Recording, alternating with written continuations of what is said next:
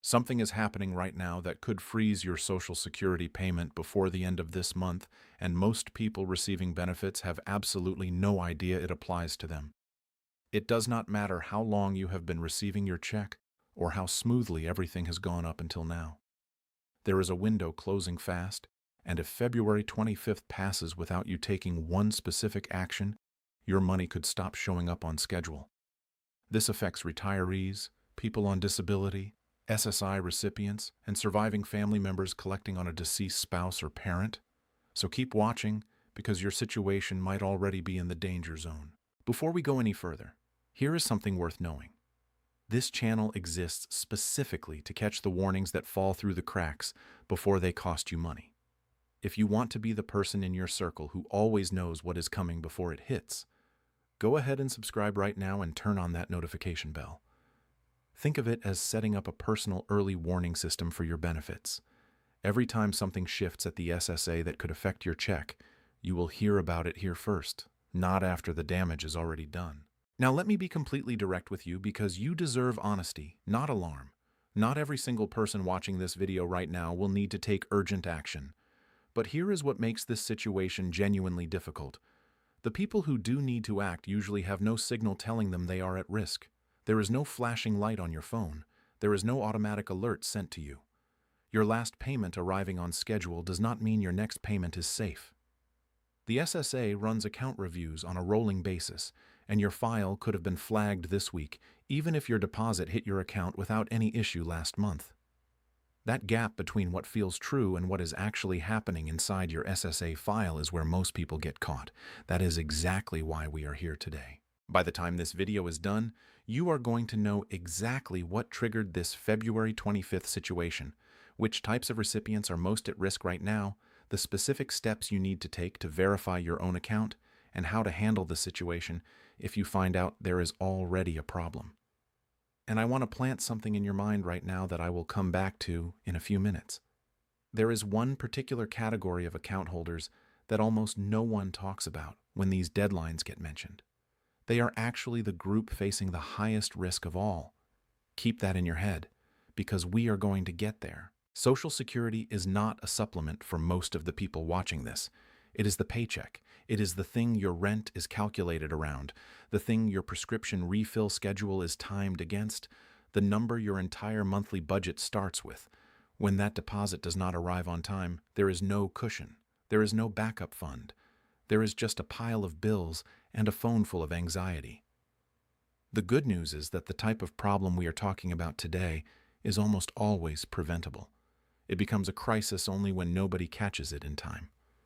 That is what today is about. Here is the core of what is happening. The Social Security Administration periodically runs verification reviews across their recipient records. Think of it the way a careful landlord might go through their property list every year to confirm that the contact details, the lease agreements, and the payment arrangements they have on file still match reality.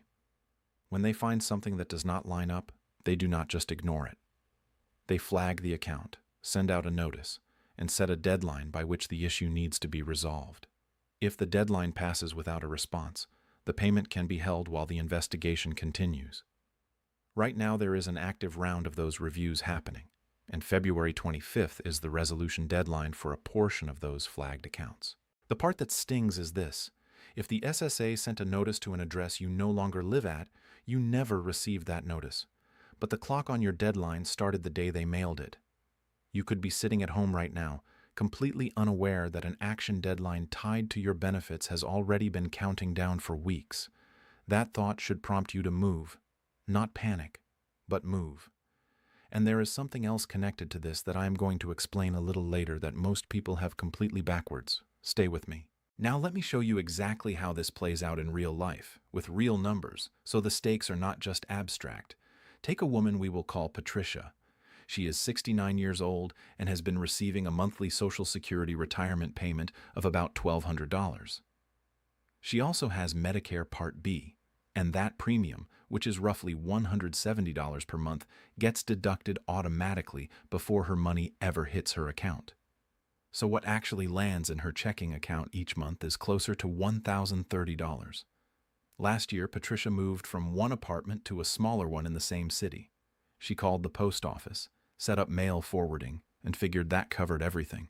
She never updated her address with the Social Security Administration. 8 months later, the SSA sent a verification notice to her old apartment. Nobody forwarded it. Patricia never saw it. The deadline passed. Her next scheduled payment was placed on a temporary hold while the SSA waited for her to respond to a notice she did not know existed. For 22 days, she had no income. Her auto-pay rent was declined. She was charged a late fee of $75 by her landlord. Her pharmacy was owed $80 she could not pay that week. By the time everything was resolved and her payment was released, she had absorbed over $300 in late charges and borrowed money that took 2 months to pay back. One address update she never made cost her more than she had in her entire emergency fund. Now think about a different scenario. A man we will call Dennis is 62 and receives Social Security disability benefits. He does some very light work on the side, a few hours a week helping a neighbor with home repairs. For most of the year, his earnings from that work stay well below the monthly threshold the SSA tracks for disability recipients. But over a 3-month stretch, the neighbor needed more help, and Dennis earned more than usual. His monthly earnings during those 3 months were higher than what he had last reported to the SSA. Dennis did not think it was a big enough change to bother reporting. When the SSA's review process flagged the discrepancy between his reported earnings and what their records showed, his account was put under investigation. His next payment was delayed by over a month. On top of that, the SSA calculated that he had received payments during those 3 months that he may not have been entitled to, and they began the process of recovering that overpayment from his future benefits. The amount Dennis earned in those 3 extra months of work was less than $700. The cost of not reporting it was over $2,000 in delayed payments and overpayment recovery deductions. That is the kind of math that quietly destroys a monthly budget. Both of those situations share a common thread. Neither Patricia nor Dennis did anything dramatic or intentionally wrong. They each made one small, overlooked administrative move and paid a price completely out of proportion to the mistake. And here is something I want to circle back to later because it connects directly to a detail that most people get completely wrong about how the SSA communicates with you. I am going to hold that thought until we get a little further in, because it is going to land harder once you understand the full picture. Have you ever gone back and actually looked inside your online Social Security account to read the messages stored there? Most people have not. Keep that question in your mind because the answer matters more than you might expect. Let me now take you through the most common ways an SSA account gets flagged during a verification review. These are the mistakes that are quietly creating problems for people right now. And once you know them, you can check your own situation against each one. The first is an outdated address on file with the SSA. People change apartments, move to a new city, downsize after retirement, or move in with family. They update their address with the post office, their bank, their insurance company, and their doctor. But they never update it with the Social Security Administration. These are completely separate systems. Mail forwarding through the post office does not touch the SSA database. If you have moved in the last 2 to 3 years, and you have not specifically gone into your SSA account and updated your address there, your file still shows your old home. Any correspondence the SSA has sent you has been going somewhere you no longer live. The second mistake is leaving old banking information untouched after switching accounts. Direct deposit is convenient until the account it is pointing to no longer exists. If you changed banks, opened a new account, or closed an old one for any reason, that change has to be reported to the SSA separately. Your new bank does not notify the SSA. Nobody does it for you. When the SSA sends a payment to a closed or invalid account, the transaction is rejected, the funds are returned to the government, and you are now waiting in a queue for the SSA to reissue your payment after you have corrected the information. Depending on timing and workload at your local office, that process can take anywhere from several days to several weeks. The third mistake is a name discrepancy that was never corrected.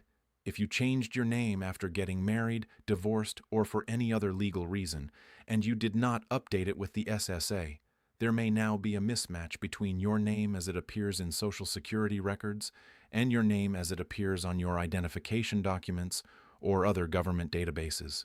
Even something as minor as how a hyphen appears in a last name or whether a middle name is listed in one system but not another, can trigger a flag during a verification cross-check. The fourth mistake is failing to report income changes while on disability benefits.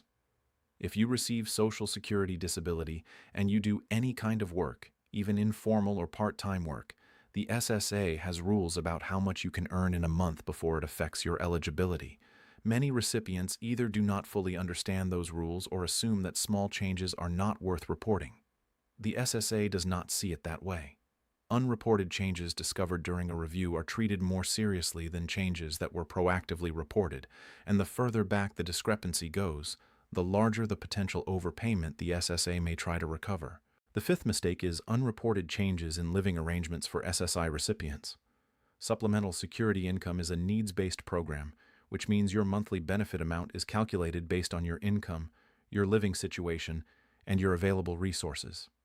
If a family member moved into your home and contributes to household expenses, that counts as a change. If you began receiving regular financial help from anyone, that is a change. If your household income shifted in any meaningful way, that is a change. SSI recipients are required to report those changes promptly, not eventually. When they go unreported and the SSA catches them in a review, the result is not just a corrected payment going forward. It is an overpayment determination going backward, sometimes many months back, and a repayment demand that arrives as a shock. Now let me correct something that a lot of people believe, because this particular idea is quietly keeping people from taking action that would protect them. The idea is this: if your payment has been deposited on time every single month, without any disruption, then your account must be perfectly clean and up to date. That reasoning feels logical, but it is wrong. A payment deposit and an account record are two different things. Your payment can keep arriving on schedule right up until the moment a verification review catches an inconsistency in your file. Consistent past payments are not evidence that your current account status is clear. They are just evidence that no review has tripped on your file yet. The smoke detector analogy is useful here. A smoke detector that has never gone off in your house does not mean there is no fire risk. It means no smoke has reached it yet. Checking your account now, before any disruption, is the only way to actually know you are safe. Now let me talk directly to 3 different types of people watching this, because your situation determines exactly what your next step should look like. If your life has been very stable for the past 2 or 3 years, meaning you have not moved, you have not switched banks, your name has not changed, and your income or living situation has not shifted, your risk right now is relatively lower. But relatively lower is not the same as no risk.